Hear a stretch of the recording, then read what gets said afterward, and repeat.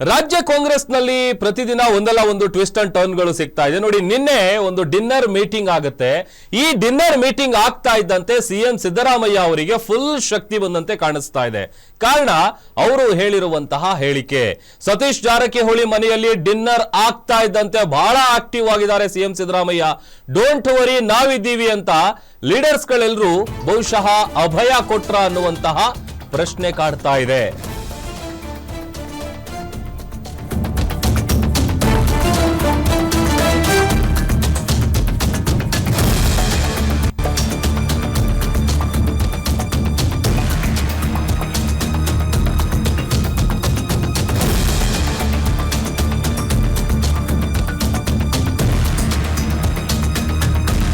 ನೋಡಿ, ನಿನ್ನೆ ರಾತ್ರಿ ಸತೀಶ್ ಜಾರಕಿಹೊಳಿ ಅವರ ಮನೆಯಲ್ಲಿ ಡಿನ್ನರ್ ಮೀಟಿಂಗ್ ಆಗುತ್ತೆ. ಆ ಡಿನ್ನರ್ ಮೀಟಿಂಗ್ ಆಗ್ತಾ ಇದ್ದಂತೆ ಫುಲ್ ಶಕ್ತಿ ಬಂದಿದೆ ಸಿದ್ದರಾಮಯ್ಯ ಅವರಿಗೆ ಅಂತ ಕಾಣಿಸ್ತಾ ಇದೆ.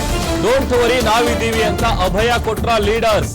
ಡಿನ್ನರ್ ಮೀಟಿಂಗ್ ನಲ್ಲಿ ಹೈಕಮಾಂಡ್ಗೆ ಏನಾದ್ರೂ ಒಂದು ಸಂದೇಶ ಹೋಗಿದ್ಯಾ? ನಾಯಕತ್ವ ಬದಲಿಸಿದ್ರೆ ಸರಿ ಇರಲ್ಲ ಅಂತ ಅಹಿಂದ ಲೀಡರ್ಸ್ ಏನಾದ್ರೂ ಒಂದು ಸಂದೇಶ ರವಾನೆ ಮಾಡಿದಾರಾ? ವಾರ್ನಿಂಗ್ ಕೊಡ್ತಾ ಇದ್ದಂತೆ ಹೈಕಮಾಂಡ್ ನಿಂದ ಆ ಸಂದೇಶ ಬಂದೇ ಬಿಡ್ತಾ ಅನ್ನುವಂತಹ ಕುತೂಹಲ ಕಾಡ್ತಾ ಇದೆ. ಡಿನ್ನರ್ ಮೀಟಿಂಗ್ ಏನ್ ನಡೀತು ಅದಾಗ್ತಾ ಇದ್ದಂತೆ ಬಹುಶಃ ಸಿದ್ದರಾಮಯ್ಯ ಅವರಿಗೆ ಫುಲ್ ಶಕ್ತಿ ಬಂದಂತೆ ಕಾಣಿಸ್ತಾ ಇದೆ. ಕೇಳಿ ನಿನ್ನೆ ನಡೆದಂತಹ ಡಿನ್ನರ್ ಮೀಟಿಂಗು, ಅದರಲ್ಲೂ ರಾಜ್ಯ ಕಾಂಗ್ರೆಸ್ ನಲ್ಲಿ ಬ್ರೇಕ್ಫಾಸ್ಟ್ ಮೀಟಿಂಗ್ ಆದ ನಂತರದಲ್ಲಿ ಈ ಡಿನ್ನರ್ ಪಾಲಿಟಿಕ್ಸ್ ದೊಡ್ಡ ಮಟ್ಟದಲ್ಲಿ ನಡೀತಾ ಇದೆ. ಅದು ಬೆಂಗಳೂರಿಂದ ಬೆಳಗಾವಿಗೆ ಶಿಫ್ಟ್ ಆಗಿತ್ತು. ಅಲ್ಲೂ ಕೂಡ ಡಿನ್ನರ್ ಮೀಟಿಂಗ್ ಮೇಲೆ ಡಿನ್ನರ್ ಮೀಟಿಂಗ್ ಆಗ್ತಾ ಇದ್ದಿದ್ದು ಸಾಕಷ್ಟು ಕುತೂಹಲಕ್ಕೆ ಕಾರಣ ಆಗ್ತಾ ಇತ್ತು. ವಾರ್ನಿಂಗ್ ಕೊಡ್ತಾ ಇದ್ದಂತೆ ಹೈಕಮಾಂಡ್ ನಿಂದ ಏನಾದ್ರೂ ಆ ಸಂದೇಶ ಬಂದೇ ಬಿಡ್ತಾ ಅನ್ನುವಂತಹ ಪ್ರಶ್ನೆ ಕೂಡ ಸಹಜವಾಗಿ ಕಾಡ್ತಾ ಇದೆ. ಸತೀಶ್ ಜಾರಕಿಹೊಳಿ ಅವರ ಮನೆಯಲ್ಲಿ ಡಿನ್ನರ್ ಸಭೆ ಆಯಿತು. ಆ ಡಿನ್ನರ್ ಸಭೆಯಲ್ಲಿ ರಾಜ್ಯ ನಾಯಕತ್ವದ ಬದಲಾವಣೆಯ ವಿಚಾರಕ್ಕೆ ಸಂಬಂಧಪಟ್ಟಂತೆ ಚರ್ಚೆ ಆಗಿದೆ. ಆ ಚರ್ಚೆಯಲ್ಲಿ ಡೋಂಟ್ ವರಿ, ನಿಮ್ಮ ಬೆನ್ನಿಗೆ ನಾವಿದ್ದೀವಿ, ನಮ್ ಸಪೋರ್ಟ್ ನಿಮ್ಗಿದ್ದೇ ಇರುತ್ತೆ ಅಂತ ಅಹಿಂದ ಲೀಡರ್ಸ್ ಏನಾದ್ರೂ ಒಂದು ಅಭಯ ಕೊಟ್ಟಿದಾರಾ ಅನ್ನುವಂತಹ ಚರ್ಚೆ ಕೂಡ ರಾಜ್ಯ ಕಾಂಗ್ರೆಸ್ ಪಾಳ್ಯದಲ್ಲಿ ನಡೀತಾ ಇದೆ. ವಾರ್ನಿಂಗ್ ಕೊಡ್ತಾ ಇದ್ದಂತೆ ಆ ಒಂದು ಸಂದೇಶ ಏನಿದೆ ಹೈಕಮಾಂಡ್ ನಿಂದ ಬಂದೇ ಬಿಡ್ತಾ ಅನ್ನುವಂತ ಪ್ರಶ್ನೆ. ಇದೆಲ್ಲದರ ನಡುವೆ ಡಿನ್ನರ್ ಆಗ್ತಾ ಇದ್ದಂತೆ ನಾನೇ ಫುಲ್ ಟೈಮ್ ಸಿಎಂ ಅಂತ ಸಿದ್ದರಾಮಯ್ಯ ಅವರು ಗರ್ಜಿಸಿದ್ದಾರೆ. ಡಿಕೆಶಿ ದೇವಸ್ಥಾನಕ್ಕೆ ಹೋಗಿರೋ ಹೊತ್ತಲ್ಲೇ ಸಿದ್ದರಾಮಯ್ಯ ಅವರು ಗರ್ಜಿಸಿದ್ದಾರೆ. ಟೆಂಪಲ್ ರನ್ ನಲ್ಲಿರುವಂತಹ ಕನಕಪುರ ಬಂಡೆಗೆ ಟಗರು ಡಿಚ್ಚಿ ಕೊಟ್ಟಿದ್ದಾರೆ. ಯಾಕಂತಂದ್ರೆ ಹಿಂದೆ ಕೂಡ ಅನೇಕ ಬಾರಿ ಹೇಳಿದ್ರು, ಸದನದಲ್ಲಿ ಕೂಡ ಇದೇ ವಿಚಾರ ಹೇಳಿದ್ರು, ನಾವೇ 5 ವರ್ಷ ಅಂತ. ಬಟ್ ಆ ನಾವೇ ಅನ್ನುವಂತ ಪದ ಇಟ್ಕೊಂಡು ವಿಪಕ್ಷಗಳು ಮತ್ತೆ ಸಿದ್ದರಾಮಯ್ಯ ಅವರ ಕಾಲೆಳೆಯೋದಕ್ಕೆ ಮುಂದಾಗಿತ್ತು. ಬಟ್ ಆದ್ರೆ ಇಲ್ಲ, ಡಿನ್ನರ್ ಮೀಟಿಂಗ್ ಆಗ್ತಾ ಇದ್ದಂತೆ ಅಗೇನ್ ಡಿಕೆ ಶಿವಕುಮಾರ್ ಅವರು ದೇವಸ್ಥಾನಕ್ಕೆ ಹೋಗಿರೋ ಸಂದರ್ಭದಲ್ಲಿ ಸಿದ್ದರಾಮಯ್ಯ ಅವರು ಗರ್ಜಿಸಿದ್ದಾರೆ.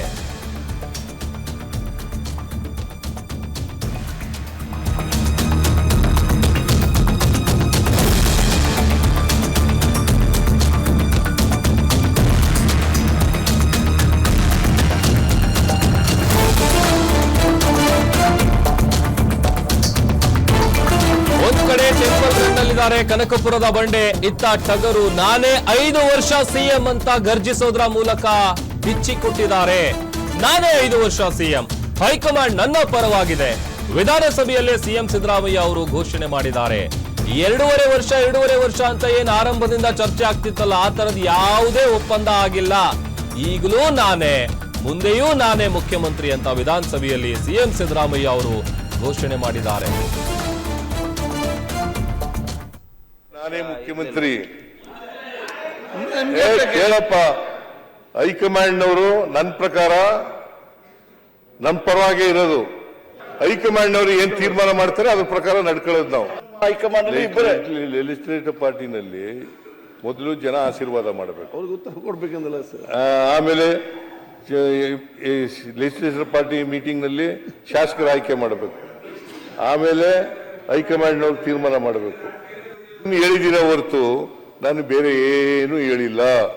ಈಗಲೂ ನಾನೇ ಮುಖ್ಯಮಂತ್ರಿ, ಹೈಕಮಾಂಡ್ ಅವರು ತೀರ್ಮಾನ ಮಾಡಿದ್ರು ನಾನೇ ಮುಖ್ಯಮಂತ್ರಿ.